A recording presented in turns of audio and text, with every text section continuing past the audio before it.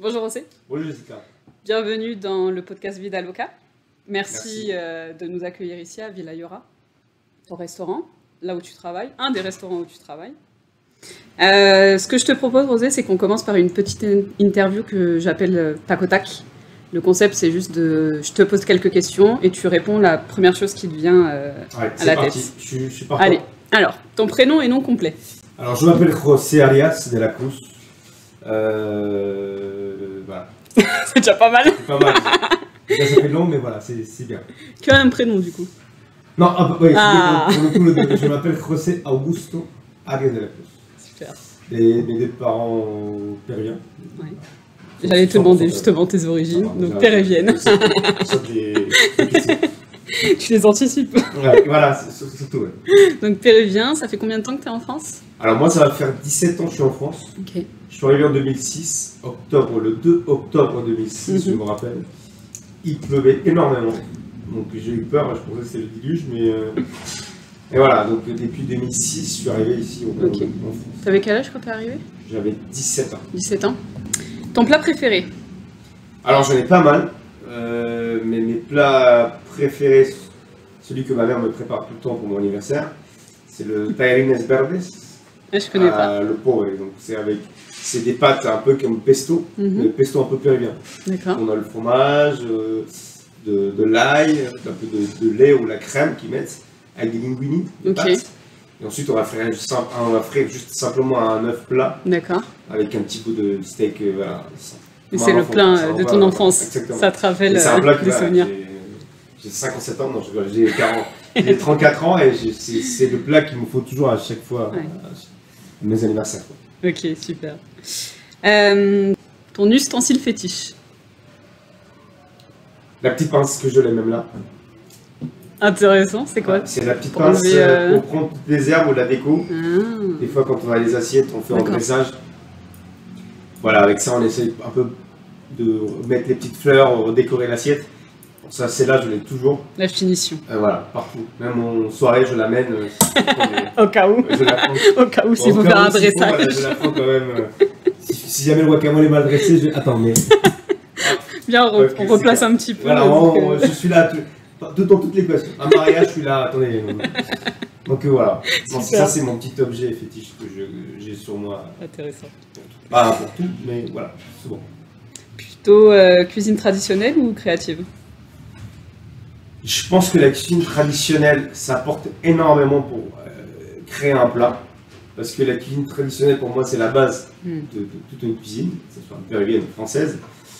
Et après, la créativité, bah, la traditionnelle va t'inspirer de... Tu auras une base, par exemple, pour trouver des plats ou créer des plats. Voilà. Mais je suis entre les deux. Un Mais mix. là, actuellement, voilà, c'est tellement maintenant tendance que, voilà, que un chef puisse créer un plat. Et comme je te dis, voilà, c'est plus la cuisine créative, si on peut parler de ça. Toujours la racine. cuisine traditionnelle, Ouais. la base La base. qui va t'apporter des idées ou d'une manière de créer un plat. Ok. Ton dernier fou rire? C'était à quelques minutes. C'était à quelques minutes. Non, il y en a tellement. Des fois, on cuisine au service et on a un fou rire, on rigole. On sait même pas pourquoi on rigole. Et ça fait Mais encore voilà. plus rigoler. C'est un rire nerveux. Ouais. Mais sinon, c'est pas pour rien, des fois, simplement. Je suis quelqu'un facile pour rien. Donc, Pour rigoler? pour rigoler, ouais, c'est facile. Bon public. Bon, un bon public, ouais. Ok. Limite, personne rigole, je suis là. Mais non, Ok. il y en a tout le temps. Le pire que j'ai eu, c'était quand mon second il s'est cassé la gueule, mais bon, c'était rien de grave. Mais il essayait de danser et je pense que lui il voulait danser, mais son corps ne le voulait pas. Et c'était un fou rire en cuisine, et tous les clients nous voyaient et nous on était là. Oui, parce Je que pense la qu'on a- cuisine est ouverte, Ouais. du coup, ça Voilà, reste si on a une cuisine ouverte, du coup je pense qu'on a stoppé pendant 2 minutes. Pendant 5 minutes le service, et on a rigolé tous. Mais c'était drôle. Bon, à chaque fois on a un petit fou rire, ça se fait en cuisine, un peu dans le même des bons parcours. moments. Un ingrédient indispensable dans ton frigo? Alors là, je sais pas. Vraiment, il y a plein de choses, mais je sais pas qu'est-ce que je pourrais dire comme ingrédient. Si jamais je t'enlevais un truc de ton frigo, tu dis non là, je peux pas Non, on vivre. parle de mon frigo là. De ton frigo. Que je m'en sers même pas à la maison. Dans mon frigo de cuisine, ça serait les épices. Les épices. Donc les épices qu'on met au frigo, quoi. Le riz amarillo, Mm. la ripanca qu'on garde au frigo, ça c'est les deux principaux ingrédients qu'on doit utiliser partout dans les cuisines péruviennes. Ok, super. Ton meilleur souvenir? Mon meilleur souvenir, c'est... on parle de la... En cuisine, niveau cuisine. Ce que tu veux, ça peut être professionnel ou personnel. Le meilleur souvenir de personnel, c'est de la naissance de mon fils. Mm.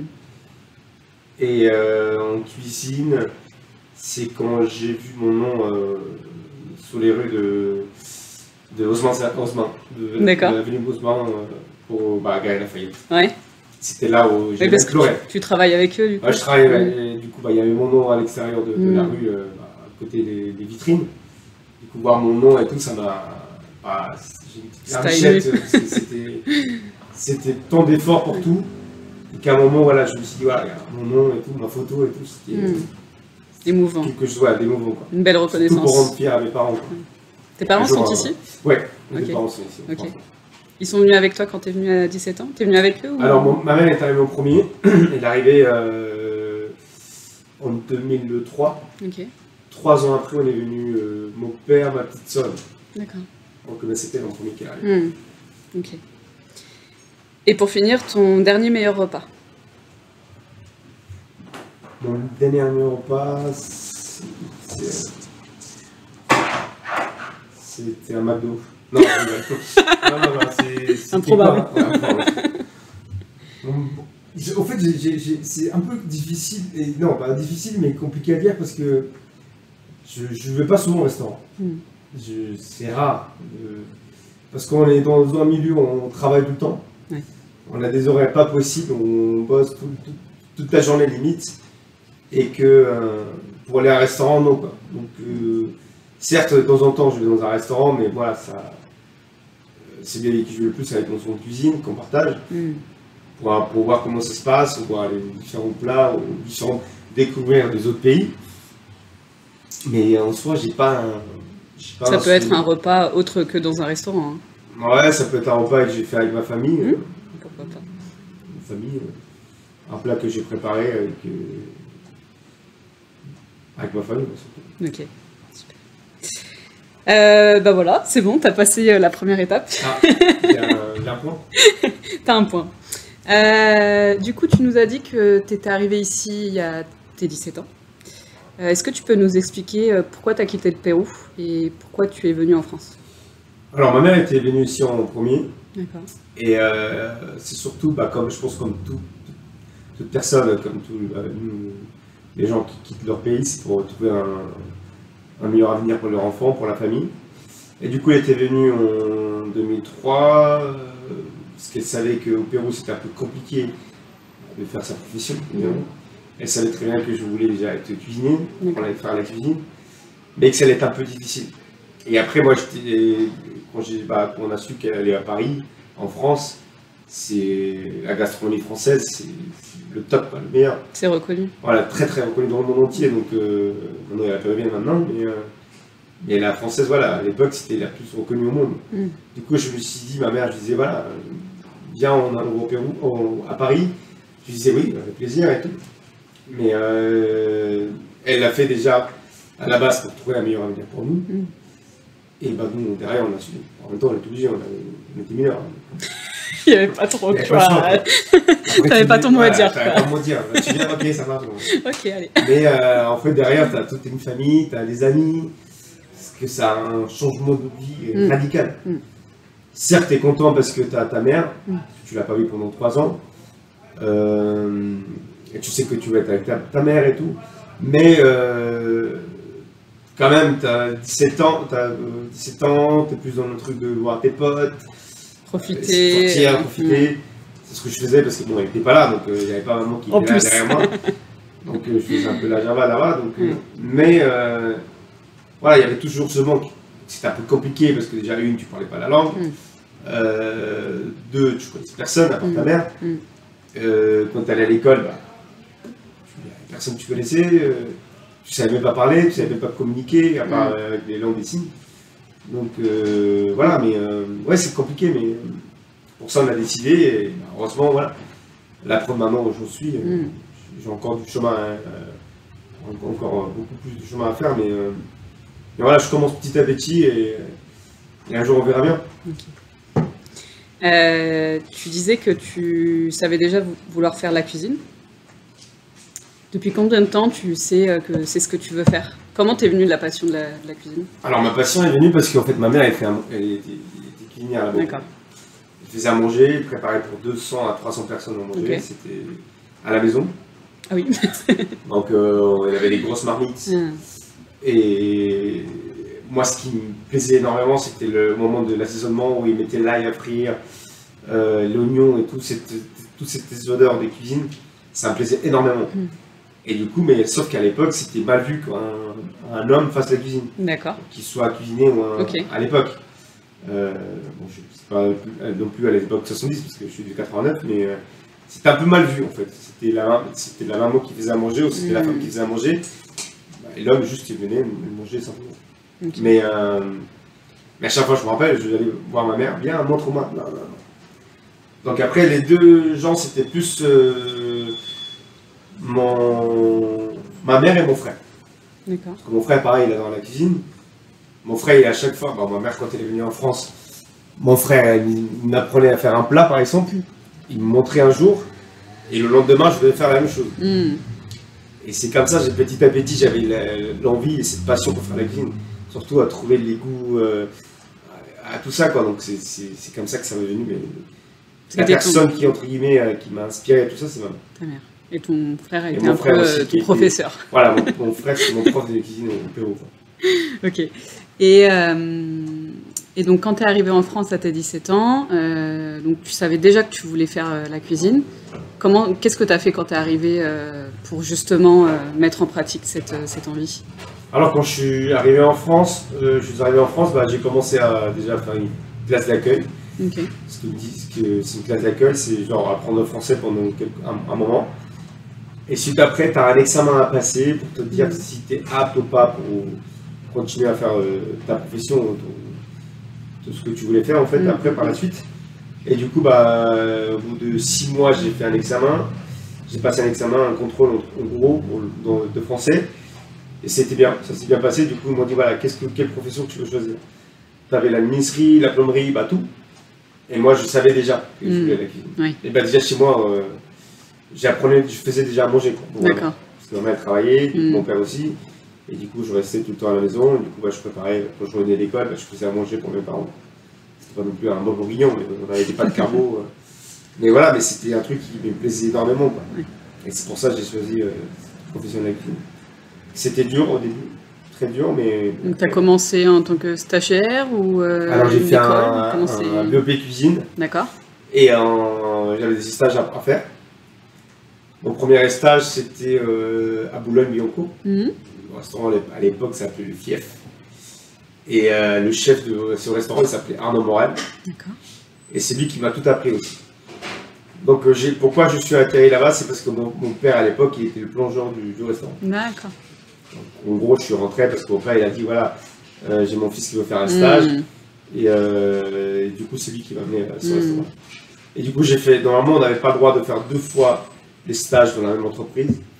Sauf que le chef m'a bien aimé, du coup il m'a dit non, tu reviens.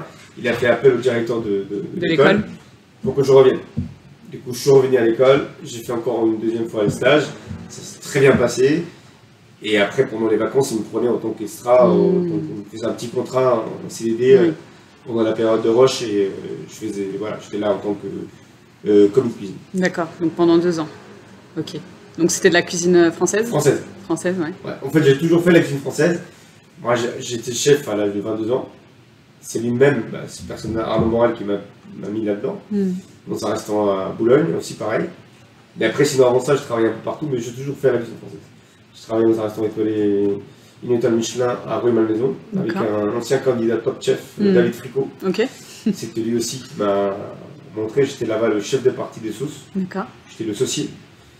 qui a un rôle très important dans un restaurant gastro. Tu peux expliquer un peu pour ceux qui ne connaissent pas Le saucier, le chef de partie saucier, c'est genre, le chef il arrive, voilà, il te propose le plat qu'il a en tête, par exemple, je sais pas, un entrecôte par exemple, et tu peux pas arriver avec une sauce au poivre, quoi. Donc, il faut une sauce dans un restaurant gastro, il faut une sauce que voilà, ça explose. Qui sortent de l'ordinaire. Ouais, évidemment. Donc du coup, il me fait appeler, il me dit, il fait sa appel, il me dit, voilà, fais-moi m'appeler Pépito, à l'époque.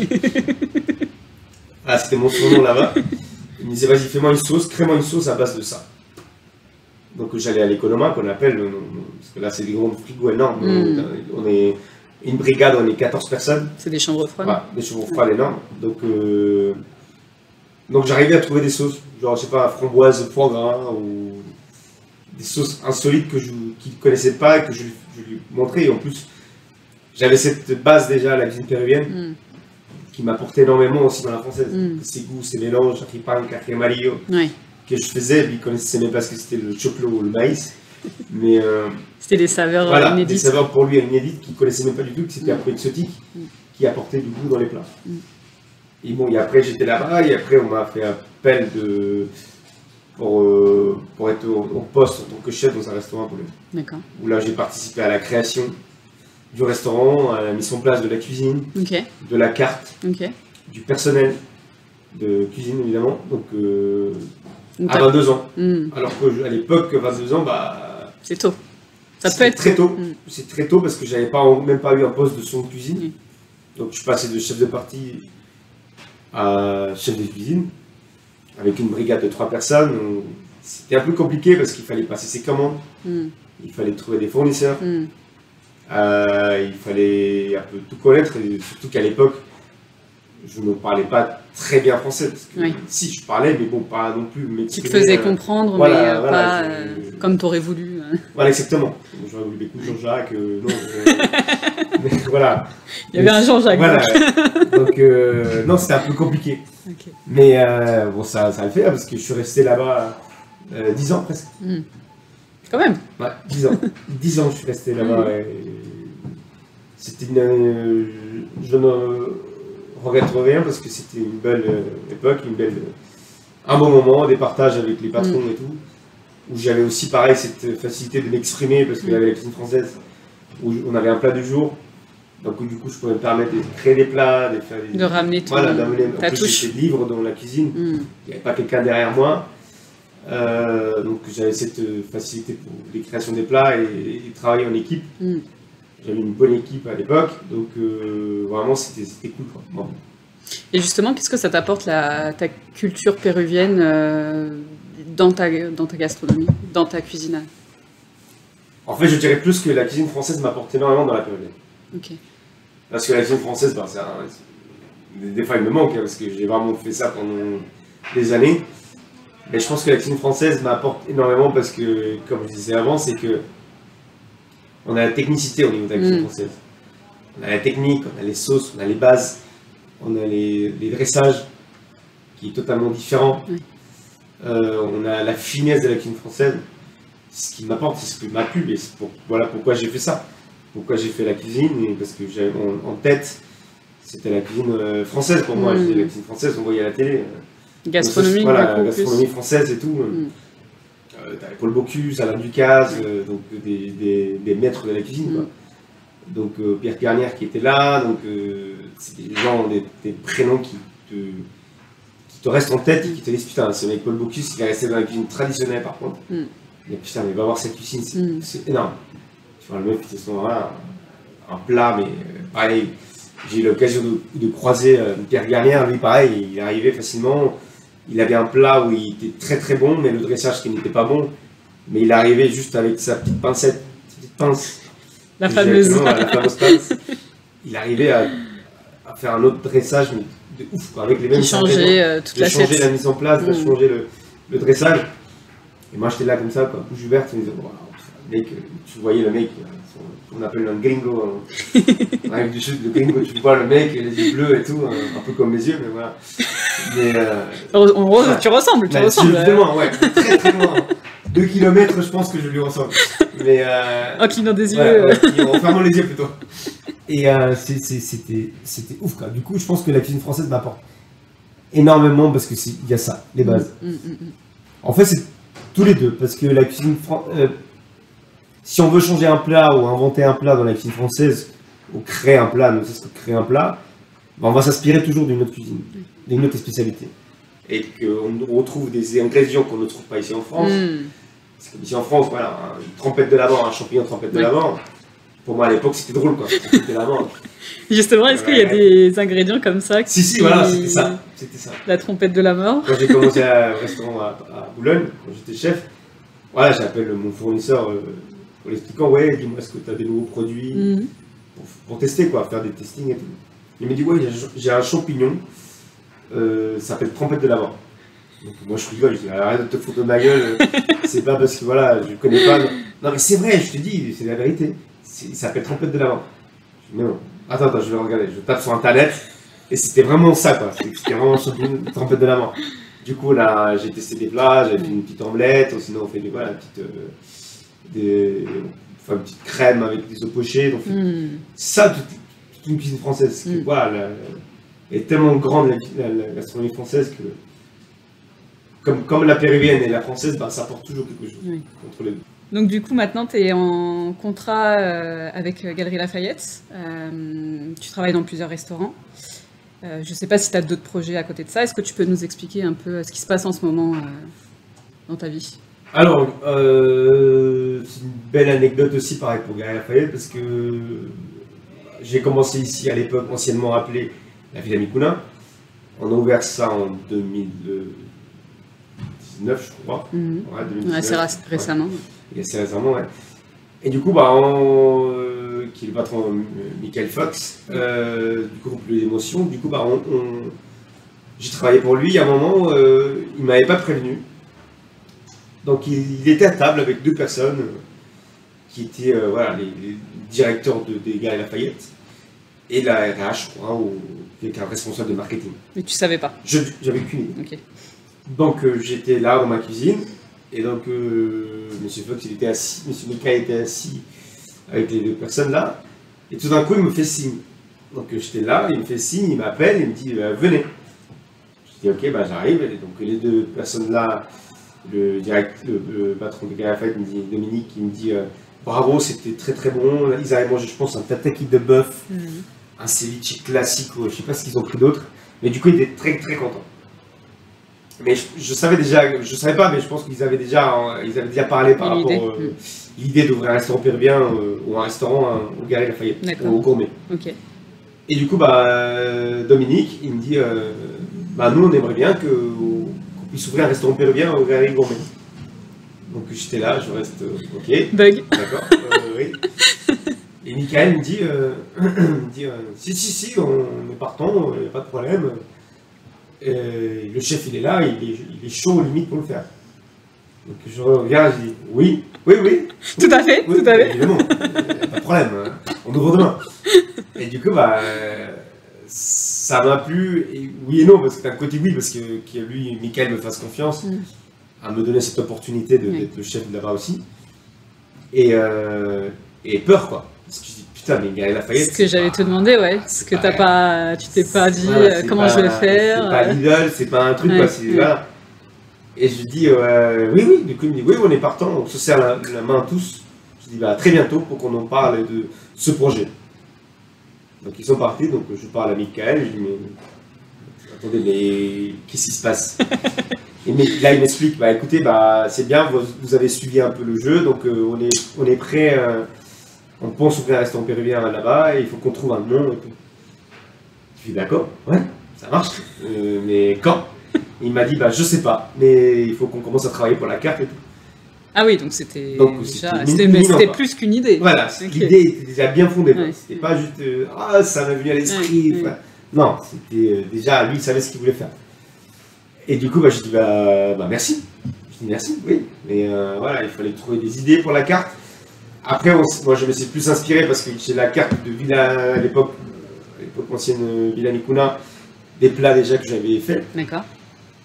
Et du coup je dis on peut faire, mais en portion plus petite ou différemment. Ok. Pas avec les mêmes ingrédients parce que les prix au Galeries Lafayette ce n'est pas les mêmes prix. D'accord. dans un restaurant, parce que là-bas, en fait, c'est tous les restaurants de Galeries Lafayette, c'est plus la street food, où les gens ils viennent rapidement manger. Oui. C'est pas comme ici où tu t'assois C'est tranquille. plus pour le déjeuner. Voilà, plus pour déjeuner, voilà, c'est plus rapide. Et voilà, pour ça j'avais décidé de faire, parce que mon plat signature c'est le poulpe, à faire le poulpe. J'adore le poulpe, Ouais. c'est Ouais. vraiment le... T'as déjà goûté le poulpe ici? Je sais plus si je l'avais Si. goûté. Oui, je l'avais goûté, oui. Mais On me c'était- dit oui dans l'oreillette.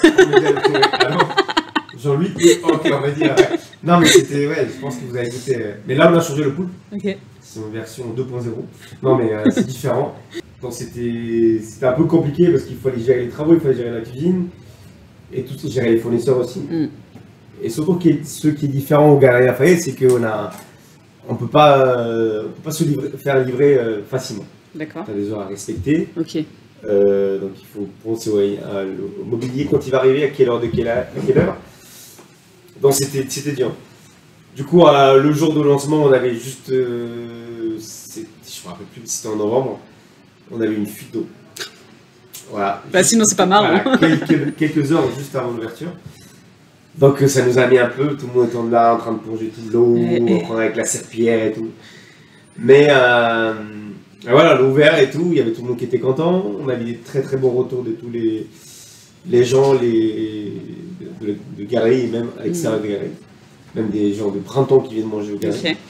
Ok. C'était une ouverture restreinte ou c'était vraiment tout public Au début, on avait fait une petite ouverture, mais avec une vingtaine de couverts. D'accord. Et suite après, on a ouvert au public. Ok. On a ouvert juste le jour d'après, je crois. Ok. Ou 2 jours après, on a ouvert pour tout le monde. Vraiment service à blanc et hop Voilà, là, c'est il y avait parti. tout le monde. Et le problème, c'est qu'on n'avait pas de staff en cuisine, c'est un peu galère. D'accord. Du coup, ce moment-là, je me suis dit, je vais prendre des gars de Villa Yora pour les amener aux galeries. C'était, je me rappelle à l'époque, je faisais 10h30, 1h du matin, non-stop. Tous les jours. Tous les jours. Parce que je faisais 10h30 enfermé à Galeries Lafayette à 21h30. De 21h30, j'arrivais en courant à Villa parce qu'on avait le service et on avait du monde. Et du coup, je restais dès 21h30, je changeais de veste et tout. Hop. 22h, j'étais en cuisine et je finissais à 1h du matin. Ah, parce que 21h30 en plus, c'est le plein rush. Ouais, en plus, c'était c'est plein le rush. coup de feu là. J'arrivais, il y avait tout le monde, limite, on me servait un verre d'eau, limite, en train de c'est changer reparti. de vélo et tout. Et là, on commençait le service, quoi, parce que je reprenais le service. Parce que voilà, on avait du monde et c'était vraiment compliqué l'ouverture.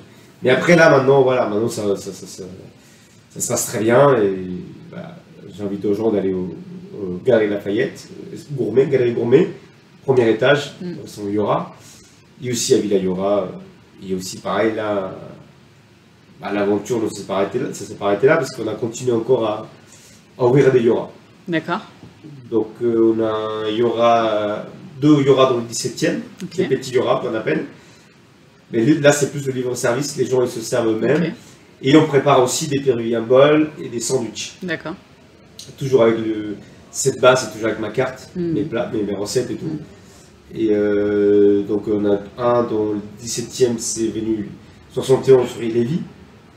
L'autre qui est au rue Bayenne, 35 je pense, au 17e aussi, juste derrière la FNAC. On a un autre qui est dans le 2e, qui est vers Grand Boulevard je pense, rue de Caire. Et le 4e qui est à Galeries Lafayette. Ok, donc ça te fait 5. 4 Yora et 1 Villa Yora. Ok. Et Villa Yora, du coup, tu l'as changé de nom à quel moment? Villa Yora, on l'a changé à un moment parce qu'on savait qu'on avait déjà plusieurs Yora dans tout. On était installé dans plusieurs Yora. Et après, je me suis dit, voilà, comment on va changer la carte? On va donner en gros une nouvelle identité au restaurant. C'est le moment de changer de nom. Michael a décidé qu'on puisse changer de nom aussi en même temps, pour profiter de tout ça. Okay. La déco va rester toujours la même parce que la déco, ça fait partie du Pérou un peu, la déco. Et elle est très bien la décoration, du coup on reste là-dessus. Peut-être après on va changer. Mais on a changé un peu la façade. Oui. Mais voilà, donc ça se passe très très bien actuellement. Et on est content. On est content du retour des publics. Il y a toujours quelques-uns qui n'aiment pas trop les épices, il y en a qui aiment. Quand je mets passer des piments, ils disent pourquoi il n'y a pas assez de piment. On vient pour le pimenter. Ouais, donc, on peut pas plaire tout le monde, mais c'est bon. sûr. Mais Ça plaît. Voilà pourquoi on a du monde en ce moment. On est presque plat tout le temps, surtout les week-ends, parce que tous les week-ends, on a une chanteuse en live qui fait un peu l'animation. Donc voilà. C'est toujours la même ou ça change C'est toujours la même. C'est toujours la même. C'est toujours la même. Je pense que c'est celle qu'on a connue quand on est venu. Ouais, je pense que c'était une très cubaine. bien. Ouais, exactement. Donc bientôt je vais mettre au champ maintenant. Parce que tous les dimanches quand il n'y a personne, fermeture, à 1h du matin, je vais chanter. Ouais. Tu vas chanter et danser la salsa. Ouais, je vais danser des cours de salsa juste. Reconversion voilà. Peut-être à venir, hein, on sait voir. Qui sait, bientôt dans le théâtre, on a l'Olympia. Et d'autres projets, du coup, en tête? Alors, des autres projets, oui.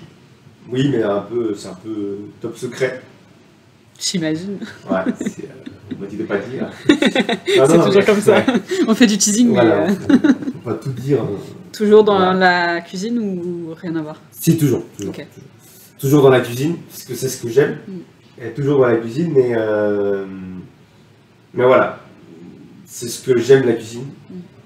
Et ce qui fait plaisir, c'est que je vois que mon petit-fils Nathan, il commence à s'intéresser. Il pleure carrément parce qu'il veut faire à manger. À la fin, on avait un gâteau, je dis non, tu touches pas. Si, il commence à dire. Il veut faire comme papa. Si quiero. Du coup, je dis oh là là. Ça y est, le petit Mexicain, ça commence à me rentrer dedans. Donc, du coup, il a le caractère du papa, donc j'ai mal, ça me fait mal. Quand je le regarde, je me vois moi. Bah, maintenant, tu comprends. Je comprends.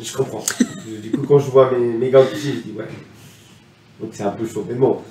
Mais tant mieux, hein, tant mieux. Mais après, s'il veut faire la cuisine, vraiment, je vais le pousser jusqu'à le plus loin possible. Qu'il puisse avoir, voilà, ce que je voulais peut-être. Après, ma carrière n'est pas finie, hein, parce que j'ai encore 34 ans. Mais mon but, c'est d'avoir des étoiles, d'être connu pas par ma tête, ni par... Ouais, pas par ma tête, mais plus par ma cuisine. Oui. Qu'on dise, ouais, la cuisine du chef José Arias, waouh. Il y a quelque chose. Il y a quelque chose, quoi. Voilà. Il met pas assez de piment, mais il y a quelque chose. Okay. Mais voilà, donc après mon fils, s'il veut vraiment faire ça, j'ai envie vraiment de le pousser jusqu'au le plus loin possible. Qu'il apprenne plein de choses, à des concours, où je sois là, même s'il n'est pas cuisinier, qu'il soit quoi qu'il veuille faire, voilà, tant qu'il est content, c'est mon plaisir. Donc voilà. Ça donne soir, j'ai jamais vu autant d'eau.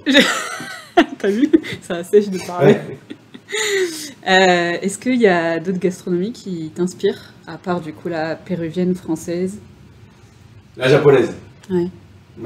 La japonaise, j'hésite même de faire un petit voyage au Japon.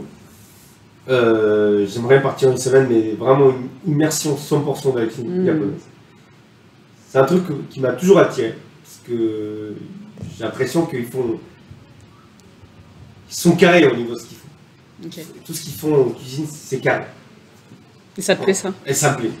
Moi, la rigueur. Voilà, la rigueur. Tout ce qui est strict, t'es bien là, tu fais ça. Et c'est ça qui m'a apporté énormément dans la cuisine française aussi. Ouais. La rigueur, l'envie de se surpasser. Moi, quand je vois maintenant un petit peu le petit chemin que j'ai fait depuis que je suis en France, ça fait plaisir, quoi. On se dit, putain, tu viens d'un pays où, à l'époque, tu voyais un croissant et tu n'avais pas d'argent de quoi t'acheter un croissant. Et là, tu peux t'en acheter 2. Voire 3. Voire 3. 4. Voilà. Même t'achètes un pain au chocolat en plus. Donc, c'est différent. Et donc, après, c'est des sacrifices. Parce qu'en gros, j'ai laissé ma famille un petit peu du côté. Parce que voilà, ils savent très bien que je travaille énormément. Et voilà, mais c'est comme ça, et après, voilà, à un moment, c'est comme tous les chefs de cuisine, hein, c'est comme ça. Il disait une fois, comme il s'appelle, Alain Ducasse, il dit dans un texte qu'il avait écrit, je pense que sur le gala, je crois, il dit que ouais, la cuisine, c'est un sacrifice. C'est un métier avec beaucoup de sacrifices.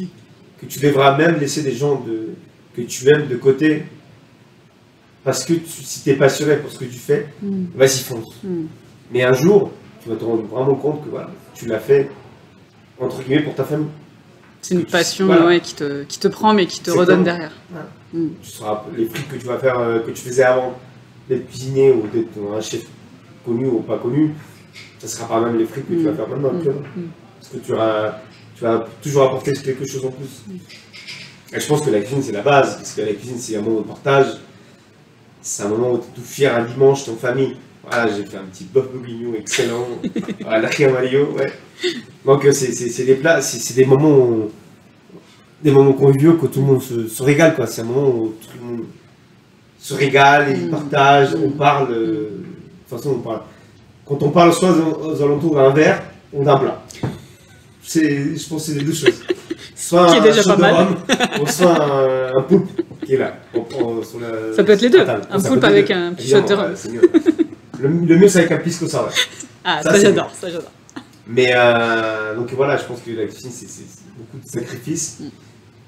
Mais c'est après je vois quand je m'éclate en service, je saute de joie parce que je suis en service, je vois les gens qui rentrent, je vois leur tête des clients qui sont là à faire des sourires parce qu'ils sont contents. Ils disent c'est bon. Je connaissais pas. Ah, c'est excellent. Donc voilà. Et comme j'ai cette cuisine ouverte, ça me permet de voir les réactions des clients. Les clients qui te font coucou, c'était bon, et là t'es content quoi. Même si t'as passé une journée, voilà, la reconnaissance, même si t'as passé une journée de, excuse-moi, mais de merde. Parce qu'il y a toujours une journée de merde en cuisine. Soit il y a un fournisseur qui t'a planté, soit t'as le four qui ne marche plus, soit l'autre qui s'est brûlé. Le personnel qui vient pas. Le personnel qui vient pas. L'autre qui dit ouais, il est chiant, il gueule trop. Donc voilà. Mais juste la reconnaissance d'un client ou d'un habitué qui vient tout le temps et qui dit bah, c'est toujours top, c'est le meilleur. Franchement, c'est la meilleure. Je pense que la meilleure reconnaissance que tu puisses avoir de quelqu'un qui apprécie ta cuisine, mais qui l'apprécie vraiment. Ouais. Pas parce que tu es là et tu as le chef que tu as une tête que tu t'imposes ou tu as une tête de méchant qui va dire non, si c'était même si c'était dégueulasse, oui, c'est excellent. Et après, non, il le pense vraiment. Donc, sinon, ici, il y a des clubs qui le pensent vraiment, et ça se voit, on a des habitués même. Il y a des gens même qui viennent à Villa, qui partent aux galeries, et des gens qui sont venus manger aux galeries à Yora, qui reviennent ici. Qui viennent à Villa. Donc, c'est toujours ça. Ok. Donc, c'est intéressant. Ça fait plaisir. Ouais, ça veut dire que vous avez quand même une clientèle fidèle. Ouais, on a vraiment une clientèle. Ce qui est super important aujourd'hui. Tu parlais d'étoiles, que c'est quelque chose que tu aimerais bien avoir, des étoiles. Est-ce que c'est pas quelque chose qui te fait peur quand on voit certains chefs qui disent justement repousser ces étoiles pour éviter pas un stress, mais tu vois quelque chose de négatif plus que positif? Oui, ouais, c'est vrai que avoir une étoile, c'est comment dire, c'est une récompense entre guillemets. Même si pour moi la récompense c'est la clientèle, les gens qui viennent manger chez toi, donc le restaurant évidemment. Mais après, en fait, soit c'est une récompense un peu comme, je sais pas, ça peut être tous les efforts que tu as fait pendant tout ce temps-là, toutes les nuits que tu as travaillé, toutes les nuits que tu as travaillé jusqu'à tard pour donner le meilleur de toi-même. Je pense qu'à la fin c'est une petite récompense, mais aussi quand même, comme tu disais, c'est un peu, voilà, c'est un cadeau empoisonné à peu près. Oui. Parce qu'après, quand tu as une étoile Michelin, ça te demande la rigueur, des exigences. Oui, les gens en attendent beaucoup plus de toi. Énormément d'exigences, on attend de toi. Il y en a, c'est un peu triste, mais il y a plein de chefs qui sont suicidés à cause de ça. Il y avait des chefs qui avaient 3 étoiles Michelin, ils sont passés à 2, limite 1 pour une étoile Michelin. Le mec il se suicidait parce qu'il disait voilà. Parce que tout chef, comme toute personne dans toutes les professions, je pense, un architecte ou un plombier ou un menuisier, je pense qu'à un moment, il y a des fois où on a un petit blackout, où on n'a plus d'idée. Page blanche. Voilà, page blanche. Où tu te retrouves comme un con. Comme un écrivain en fait. Voilà, exactement, c'est ça. Tu vois ton poulet qui est là, il t'attend. Ou tu vois ton poulpe qui est là, tu vois t'appuyer avant qu'il est là, il attend que tu fasses quelque chose. Mais que là tu la regardes, tu passes des heures à le regarder et tu sais pas quoi faire. Et ça m'arrive, ça arrive pas qu'à moi, à tout le monde, à tous les chefs je pense. Ça nous arrive des fois à dire putain mais qu'est-ce que je vais faire? Qu'est-ce que je vais faire? Putain j'ai un poulet là, j'ai une échine de porc qui n'attend que d'être au four, je sais pas. Qu'est-ce que je peux faire? Et c'est quoi qui te redonne le petit truc? Après c'est un peu tout, en fait, un appel à ma mère. Ma mère me dit, bah, fais ci ou fais ça, ou allez, prends 5 minutes. Et c'est souvent la musique. Oui. Moi, c'est souvent la musique. La salsa? Ouais, la salsa, c'est souvent. Moi, j'adore la musique. C'est souvent la musique qui me fait un peu... Quand je suis en manque d'inspiration, j'écoute la musique. Ok. Je ferme les yeux, voilà, j'attends un petit peu. J'attends juste, j'écoute El Gran Combo de Puerto Rico et después que le pongan salsa. Ah, salsa. Arroz con habichuela. Ah, habichuela. Donc en fait, c'est des choses comme ça et je dis, ah ouais, attends. En fait, c'est des moments où tu... Je pense que quand on a des comme ça, des petites blackouts, c'est parce qu'on arrive à avoir tellement de pression sur nous. Ouais. Tellement de pression parce qu'en fait, la cuisine, c'est pour nous, en tant que chef de cuisine, c'est toute une vie, quoi. Parce que si le client, ça lui plaît pas, c'est dans la merde. Bien sûr. Tu vas faire quoi? T'es nul. Mm. T'es nul à chier, quoi. Si tu sais pas faire du plaisir, tu sais pas donner du plaisir au client, t'es là, tu te dis, qu'est-ce que je sers à quoi? C'est comme un dentiste, si tu niques tes dents, hein, tu vas plus retourner chez lui. Oui. Donc je pense que c'est tout ça. Donc du coup, à un moment, tu arrives avec toute cette pression-là, où tu dis, je sais pas quoi faire. Et ton cerveau, Et ton cerveau, il s'arrête. Il s'arrête. Ouais. Il s'arrête, stop net. Donc là, t'as plus rien. Donc du coup, j'écoute un peu de musique et ça me permet de réfléchir, ou trouver des idées que j'avais avant, ou réinventer des plats, ou changer des plats, ou trouver des idées dans la cuisine française, pareil comme je disais tout à l'heure, les apporter ou les changer à la mode péruvienne. Et du coup voilà, donc c'est ça qui te donne le moment où tu dis, ah bah tiens, moi je veux faire ça. Des fois ça foire, des fois ça passe, des fois ça passe pas du tout, des fois c'est très bien. Mais moi je suis quelqu'un que je suis très exigeant en moi-même. Donc du coup, bah, si tout le monde me dit que c'était bon, je dis ouais, ok. Bah, si toi ça te plaît pas... oui. En fait, j'attends pas, comme je disais une fois dans une interview, je disais, j'attends pas que le client me dise c'était très bien, ou c'était bon. Moi je veux qu'il dise c'était excellent. Je me suis régalé. Je me suis régalé, regarde.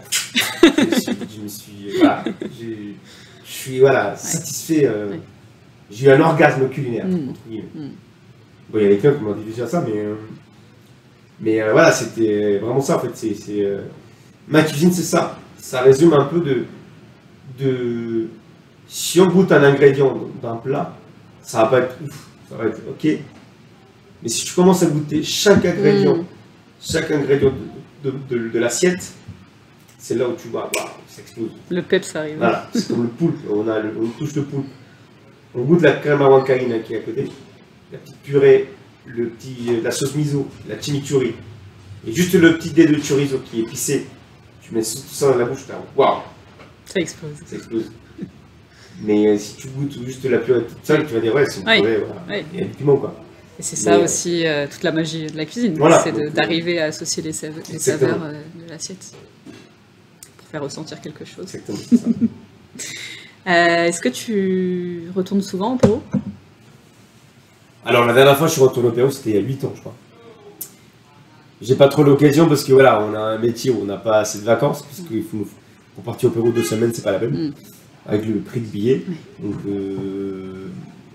non, mais je pense aller l'année prochaine peut-être.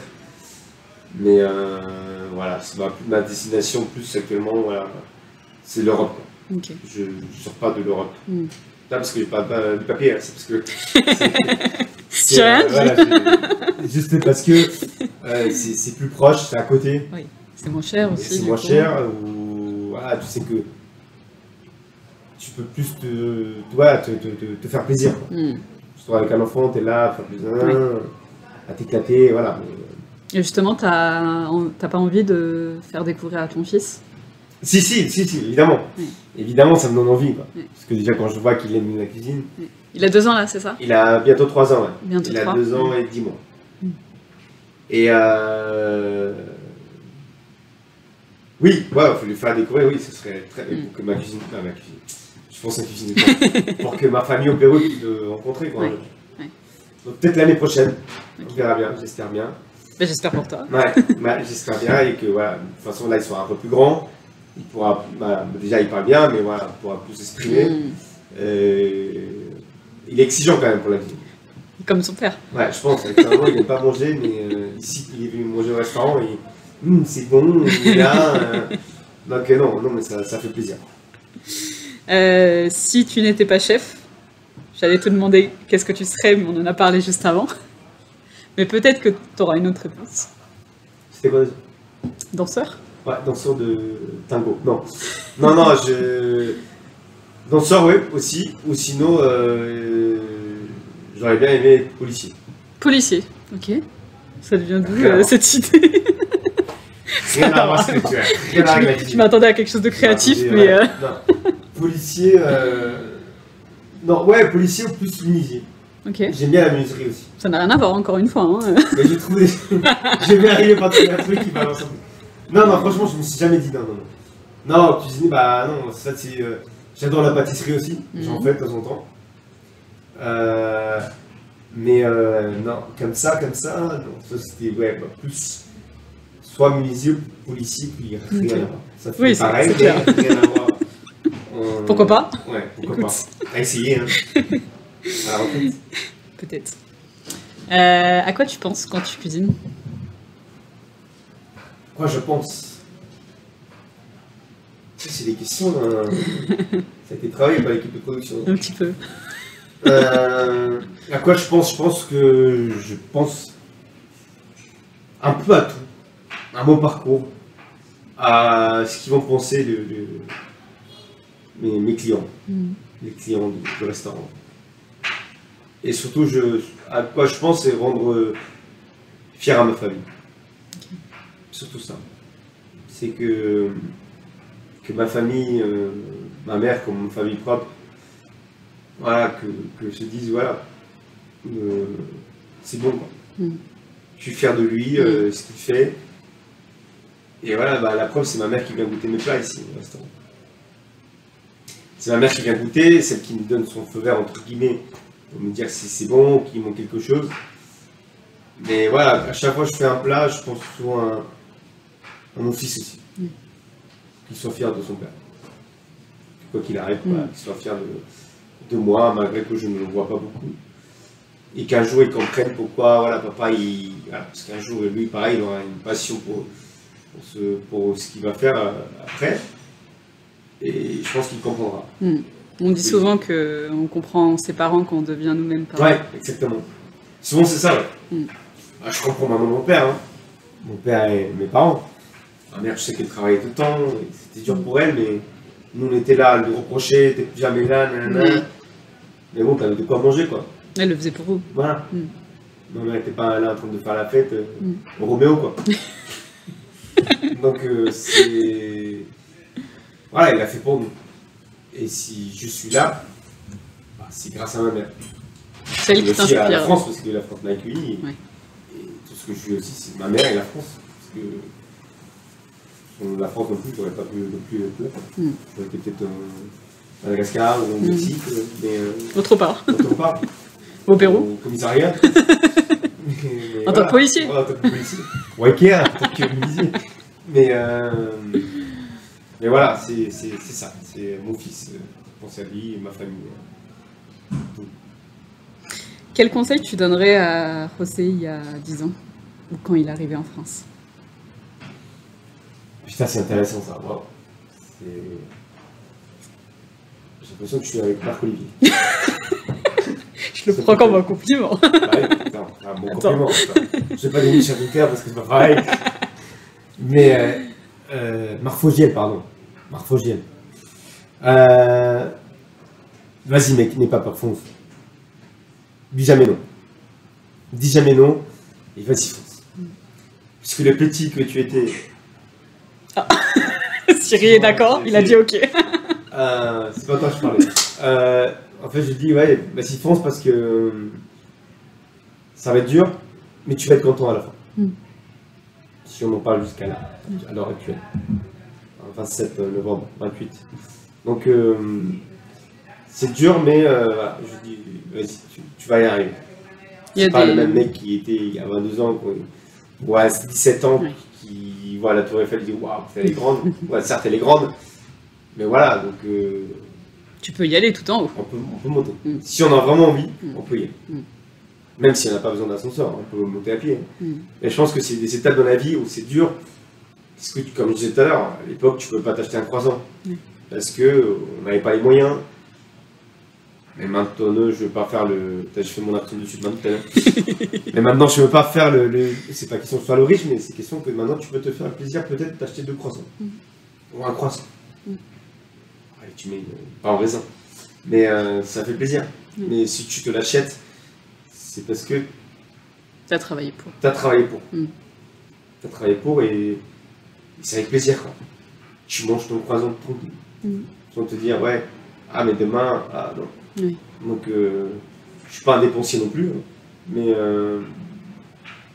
voilà, donc c'est ça en fait. Je me dirais, vas-y, fonce, n'aie pas peur et fais-toi confiance. Parce que le gros manque de confiance, j'ai beaucoup de manque de confiance en moi. Donc, du coup, voilà, maintenant on voit la preuve, maintenant avec mon petit parcours que j'ai actuellement, que j'ai avancé, quoi. Oui. J'ai avancé et que je pense que si je continue peut-être comme ça, je peux aller encore plus loin, peut-être. Et ça dépend de moi et voilà, des gens qui t'entourent derrière. Je pense que dans tout ça, il faut toujours avoir l'appui de sa femme, de son fils, de sa famille, de sa mère, de son père. Dire vas-y, fonce. Voilà. Oui, je pense que c'est important d'avoir toujours l'appui de tes proches, mais ce qui fait la différence finalement, c'est ta volonté à toi. Ouais, voilà. Parce que si tu as l'appui de tes proches mais tu n'as pas de volonté, tu n'auras peut-être pas ce que tu as envie, quoi. Exactement. Ouais. Mais après oui, c'est ça. Et aussi surtout, voilà, je sais qu'elle, c'est elle qui m'a poussé aussi. Vas-y, va travailler là-bas, ça va te faire du bien. Parce que je partais dans un restaurant où je travaillais que au niveau de... J'avais des horaires de fonctionnaire. D'accord. J'avais de lundi au vendredi de 8h à 17h. Et c'était elle qui m'a dit, mais je lui ai dit, maintenant je vais travailler dans un restaurant où je vais faire coupure, finir tard. Je n'habite pas à côté non plus. Donc elle me disait, vas-y, fonce. Je suis là, t'inquiète pas, ça va aller. Et du coup, tu as cet appui où en gros, elle te met un petit coup de pied. Oui, ou toi, tu t'es... Sans te pousser, voilà, il te dit, vas-y, n'aie pas peur, allez, vas-y, sors. Parce que toi, ça t'a fait peur, ça, d'imposer un rythme différent? Oui, parce qu'à l'époque, voilà, mon fils, il vient de naître, donc il était tout bébé, quoi. Mais je pense que aussi, c'est parce que c'est le mental, je pense, c'est vraiment le mental. Parce que je suis un mec aussi que travailler, ça me fait pas peur. J'ai toujours travaillé depuis que je suis en France, tout le temps. Je ne me suis jamais arrêté. J'ai toujours travaillé, même quand il y avait la période de Covid, j'ai travaillé, je faisais chef à domicile. Je faisais des plats à cuisine, je faisais des plats à emporter, à livrer. Donc je préparais mes plats et donc, chez moi, dans ma cuisine, et je livrais moi-même. Avec ma voiture, j'allais livrer dans Paris, à Boulogne. Avec ta petite attestation. Voilà, avec un truc, avec attestation. Je livre de repas. Donc, en fait, j'ai jamais voulu arrêter. Pour te dire que voilà, la cuisine, c'est vraiment ma passion. C'est vraiment ma passion et trouver des goûts ou des plats qu'on ne peut pas trouver ailleurs, c'est ça qui me plaît. En fait, je pense que chaque chef a sa signature. Oui. Et il faut. Il faut. Parce que si tu manges un lomo ici, c'est le même là-bas, c'est pas... Oui, il faut que tu aies la petite touche différente. Tu mets plus de piment, mais je sais pas, mais tu mets un truc. Mais il faut toujours avoir sa touche. Il faudra toujours son petit... voilà, cette petite... la signature. Petit caractère dans le plat, quoi. Et chaque plat dépend du caractère du chef, je pense, de la personne qui prépare. Je pense déjà... j'ai une belle brigade en cuisine aussi. Je suis pas tout seul. Donc derrière moi il y a une équipe. J'ai mon second de cuisine, j'ai mes chefs de partie, mes commis. Donc c'est que même mon plongeur il est là pour moi. Et dans ma cuisine ici à Villa Iora, on est une famille dans la cuisine. On est une famille, voilà. Quand quelqu'un ça va pas, bah, on est tous là pour lui. Quand il voit que je suis énervé, bah, personne ne me parle. Quand je suis content, tout le monde est là, ouais, le chef, il commence à m'embêter. Et donc c'est comme une famille, parce qu'il faut savoir qu'on passe à peu près 70% du temps avec eux, quoi. Parce qu'on est là, on voit nos gueules tous les jours. C'est ça. On voit nos gueules, on est là à se supporter, à manger ensemble. C'est vraiment comme une famille. Ouais, c'est comme une famille. On se disputer. Voilà, on passe Noël ensemble. Ouais. On a passé le réveillon aussi ensemble. Donc, au fait, c'est ça. Mais c'est bien. Vraiment, c'est ma deuxième famille. Et quand quelqu'un ça va pas, bah, ça m'affecte aussi. Parce que oui, bien sûr. Et ça affecte aussi ton service. Oui. C'est comme moi, je sais que je suis énervé quand il y a un truc qui m'a pas plu, ou quand je tire la gueule, voilà, quand il y a tout ça.